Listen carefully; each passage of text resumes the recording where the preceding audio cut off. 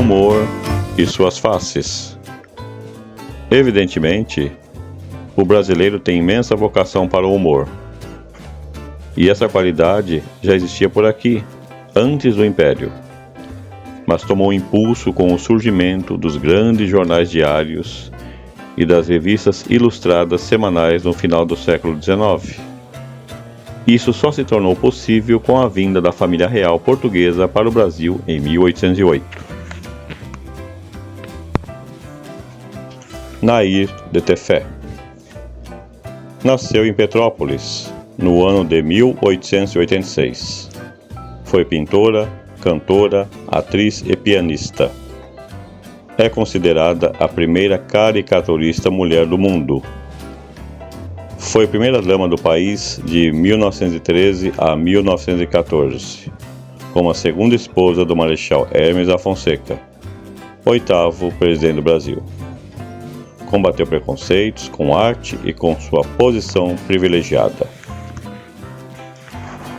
Descobriu as caricaturas logo aos 9 anos, em conventos e escolas católicas francesas. O narigão de uma das freiras, que dava aulas no convento Saint-Ursulin, chamou a atenção de Nair, que a transformou em desenho. A arte causou burburinho e risadas entre as demais alunas, e Nair acabou sendo mandada para a diretoria. A Madre Superiora a colocou de castigo em um quarto escuro, por 8 horas. Tempos depois, foi a vez de os pais de Nair descobrirem o talento da filha. Uma amiga da família, Madame Carré, apareceu para uma visita surpresa.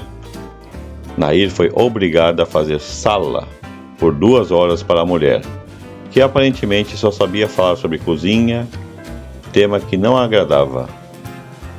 Para se vingar, assim que a visita saiu, Nair foi para o seu quarto e transformou a tal madame em caricatura.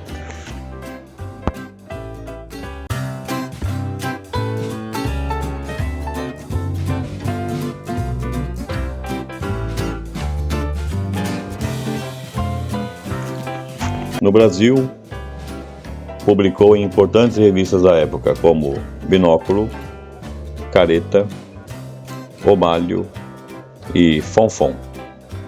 Também colaborou com publicações francesas.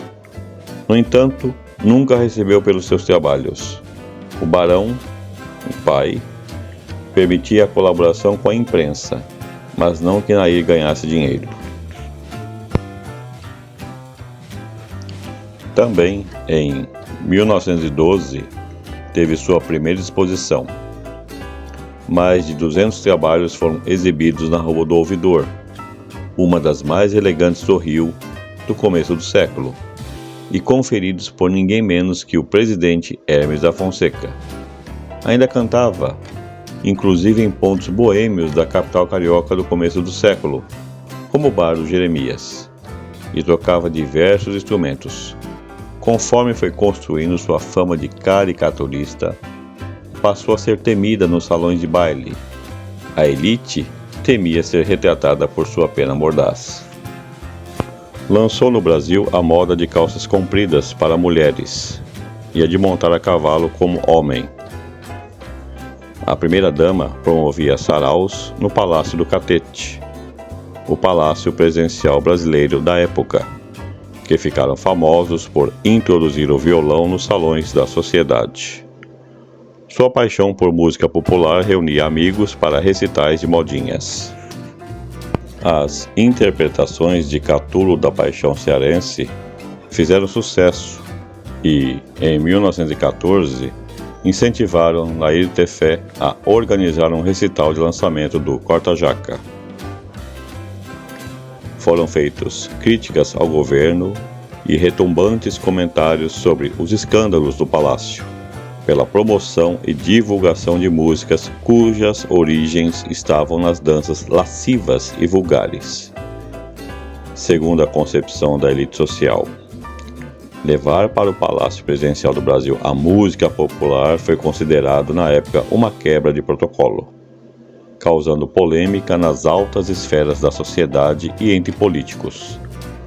Rui Barbosa chegou a pronunciar o seguinte discurso no Senado Federal a 7 de novembro de 1914. Uma das folhas de ontem estampou em facsímile o programa de recepção presidencial, em que, diante do corpo diplomático da mais fina sociedade do Rio de Janeiro, aqueles que deviam dar ao país o exemplo das maneiras mais distintas e dos costumes mais reservados, elevaram o corta-jaca à altura de uma instituição social. Mas o corta-jaca, de que eu ouvira falar há muito tempo, o que vem a ser ele, senhor presidente? A mais baixa, a mais chula, a mais grosseira de todas as danças selvagens, a irmã gêmea do batuque, do cateretê e do samba. Mas nas recepções presidenciais, o corta-jaca é executado com todas as honras da música de Wagner. E não se quer que a consciência desse país se revolte, que as nossas faces se enrubesçam e que a mocidade se ria. Rui Barbosa. Nair se defendeu, dizendo que estava a cuidar da vida social do casal.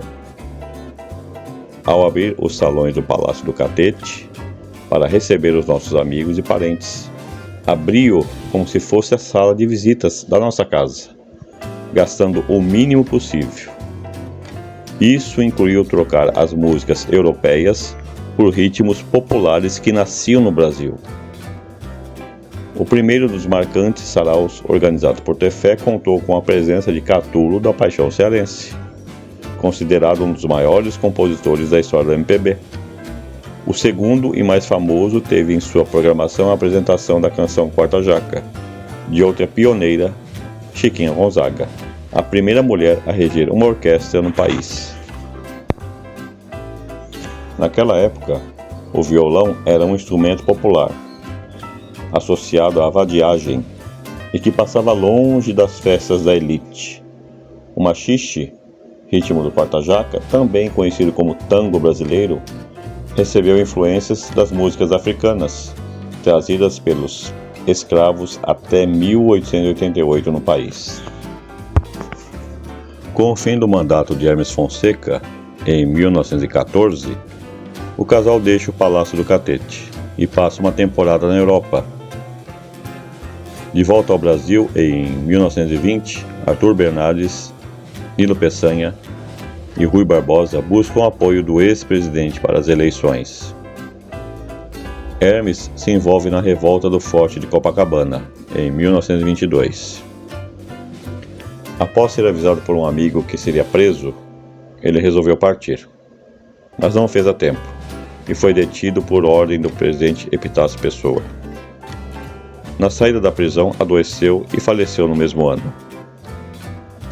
No mesmo ano, Nair participou da Semana da Arte Moderna, em 1922. Mas depois de viúva, se mudou para Petrópolis, participando ativamente da vida cultural e política da cidade, até o fim da vida. Envolveu-se nas manifestações de 8 de março. Em 1915, foi criada uma canção, uma adaptação da popular polca, uma canção italiana, parodiada à torta e à direita no Brasil. A mais famosa talvez tenha sido a cantiga de roda Viva Garibaldi.